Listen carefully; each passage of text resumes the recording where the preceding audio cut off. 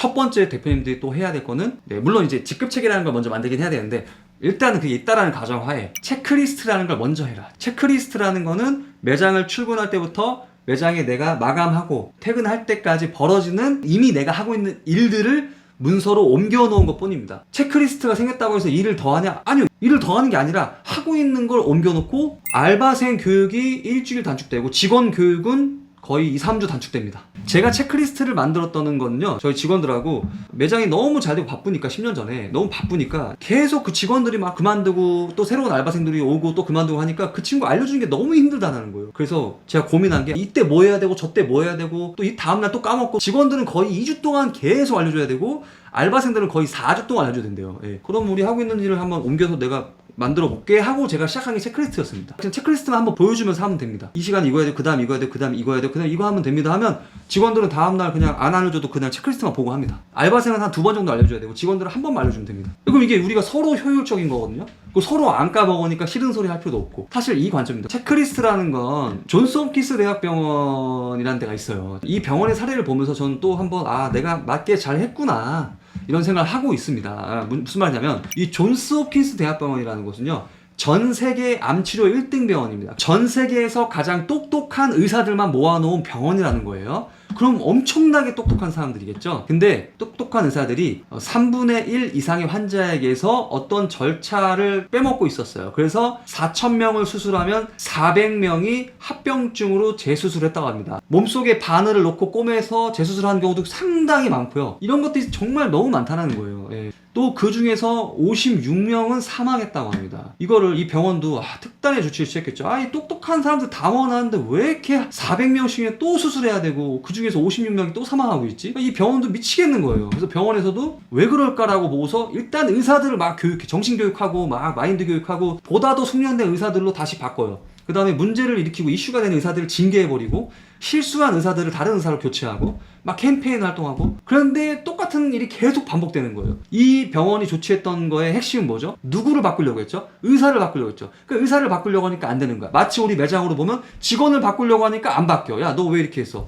잠깐 나와. 너 평소는 잘하는데 오늘 왜 이렇게 하죠? 똑같은 말을 맨날 얘기하잖아요. 입 아프게. 그러면 되냐고요. 한 이틀 잘하거나 한 일주일 잘했다가 또 똑같이 돌아오죠. 한 달 잘했다가 다시 원래대로 돌아오죠. 똑같은 겁니다. 이게 사람이라는 게 똑같다라는 거예요. 식당에서 일하는 사람들은 안 똑똑해서 그런가? 그런 게 아니고 똑똑한 의사들도 그렇다고요. 그냥 사람이라는 것 자체가 그렇다고요. 그러니까 이 패턴을 빨리 이해하시는 게 오히려 마음이 편해집니다. 예. 그래서 병원 측에서 특단의 조치를 취한 거예요. WHO 기관에 컨설팅을 의뢰해요. 그리고 체크리스트 팀을 투입했어요. 그리고 이 팀들은요, 의사가 간호사가 아니라 이 사람이 아니라 수술 환경, 절차, 여기에 집중을 합니다. 이 시스템을 관찰해요. 그리고 나서 보잘것없는 종이 한 장을 제시합니다. 안전한 수술을 위한 체크리스트입니다. 이겁니다. 수술을 하기 전, 마취하기 전, 수술 전, 수술 후, 환자를 내보내기 후, 이 체크리스트가 간단하게 합니다. 마취하기 전에는 어떤 환자인지, 수술 부위가 어딘지, 알레르기가 있는지, 먹어야 할 약은 먹었는지, 수술 부위 절개 전에는 항생제 투여는 잘 했는지, 그 다음에 수술 후에는 의료기구 숫자는 맞는지, 스펀지는 있는지, 주사바늘의 숫자가 맞는지, 14개가 맞아? 몸속에 2개 들어있는 거 아니야? 이런 걸 제시하고 난 후 합병증 비율,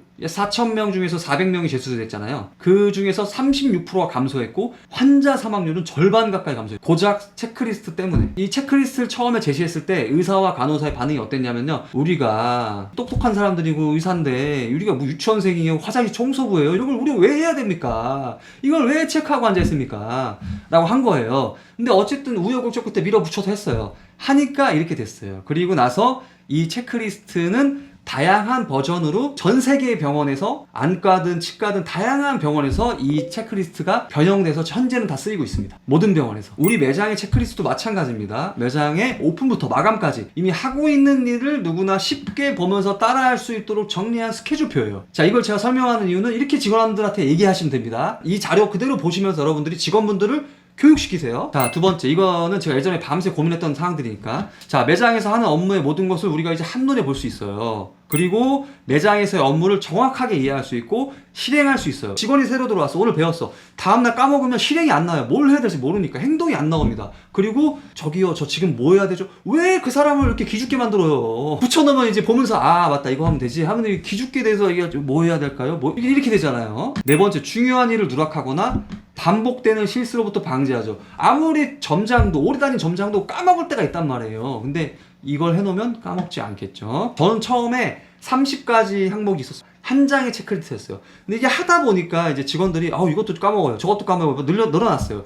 그러다 보니까 이게 그럼 오픈, 미들, 마감 체크리스트 이 세 가지로 저는 이제 확장이 된 케이스고요. 오픈 체크리스트에는 오픈 전에 출근했을 때부터 막 청소도 하고 손님을 맞이하기 위한 행동을 하잖아요. 영업시간 딱 되기 전까지의 어떤 체크리스트입니다. 자, 중요한 건 우선 시간, 우선순위가 중요한 거예요.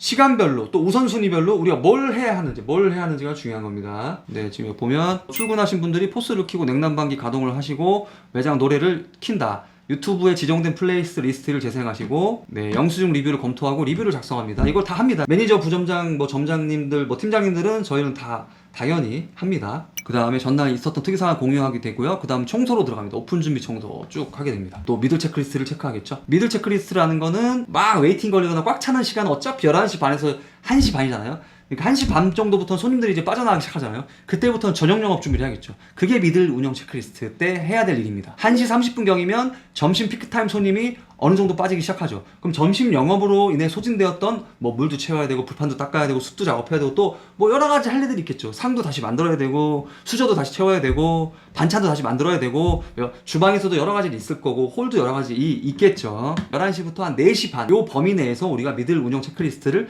한다. 매장 마감 체크리스트는 보통은 8시 정도 되면 이제 바빠지는 게 끝나고 손님이 빠져나가기 시작합니다. 그럼 8시부터는 우리가 다음날 오전 영업 준비에 대한 마감 준비를 또 해야겠죠. 네, 그리고 손님이 나갈 때는 또 우리 마감 청소도 하게 되고, 이런 것들을 체크해가면서 하게 됩니다. 자, 근데 대기 공간이 있으신 분들은 대기 체크리스트가 있을 수 있고요. 주방에서도 주방 오픈 체크리스트, 미들 체크리스트, 마감 체크리스트가 있겠죠. 그러면 주방에 입사하신 분들도 그냥 편하게 보면서 하면 되죠. 하면 되고, 지금 뭘 준비해야 되고, 이걸 얼마큼 준비해야 되고, 그냥 흘러가는 대로 하면 되겠죠. 네. 그러니까 이 체크리스트를 어떻게 활용하냐면, 이 A4 용지에 컬러 출력해서 코팅을 합니다. 여기 적혀져 있죠. 출력해서 코팅을 한 다음에 보통 카운터 쪽에 냉장고나 아니면 에어컨이나 기둥이나 이런 게 있어요. 거기다 저는 코팅해서 붙여놓거든요. 직원들이 가장 많이 지나다니는 동선이 아마 카운터 쪽이나 에어컨 있는 쪽일 거예요.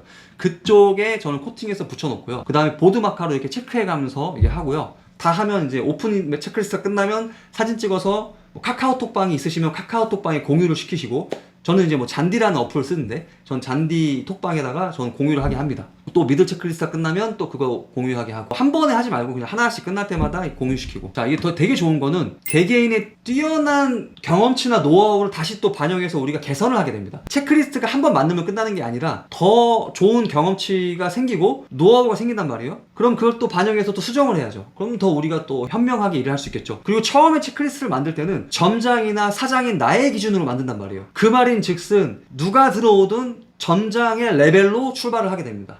이 매장에 일하는 패턴을. 왜? 우리 매장에서 가장 일 잘하는 점장을 기준으로 그 사람이 하는 하루의 패턴으로 만들었기 때문에, 체크리스트를. 그러면 처음에 입사하는 사람도 점장이 하는 그 패턴으로 일을 하면 되는 거잖아요. 그리고 상향평준화가 계속 다 같이 되겠죠. 결국 체크리스트는 실수를 줄이는 환경을 설계하는 겁니다. 그리고 체크리스트는 입사한 직원, 알바생, 직원, 파출 누구나 바로 상향표준화된 업무로 일을 하게 되겠죠. 또 그리고 반복되는 실수를 방지하는 거예요. 예. 그러니까 우리는 매뉴얼이고 기준이고 이게 있다고 직원이 관리가 잘 되고 이런 게 중요한 게 아니라, 본질은 그거잖아요. 이 직원은 왜 다음날 됐을 때 왜 까먹었을까? 왜 똑같은 실수를 자꾸 하실까? 우리는 그거를 그냥 방지하고 싶은 거잖아요. 그러면 그게 본질인 거예요. 무슨 시스템을 만드니 직원 관리 어쩌고 이런 거 다 필요 없어요. 실수하지 않은 이런 환경 설계가 중요한 겁니다. 이게 본질입니다. 직원 관리 스트레스가 너무 답답하잖아요. 이 환경 설계를 해놓으면 스스로 움직이게 됩니다. 왜? 뭐라 할 줄 아니까 스스로 움직이게 되죠. 그 스스로 맨날 그 똑같은 걸 표를 보게 되면 이번엔 이렇게 한번 해볼까? 라고 응용을 할 수 있겠죠. 대신 응용까지 가게 되기까지는 대표님들이 실수를 고마워하는 패턴을 가지고 있어야 돼요.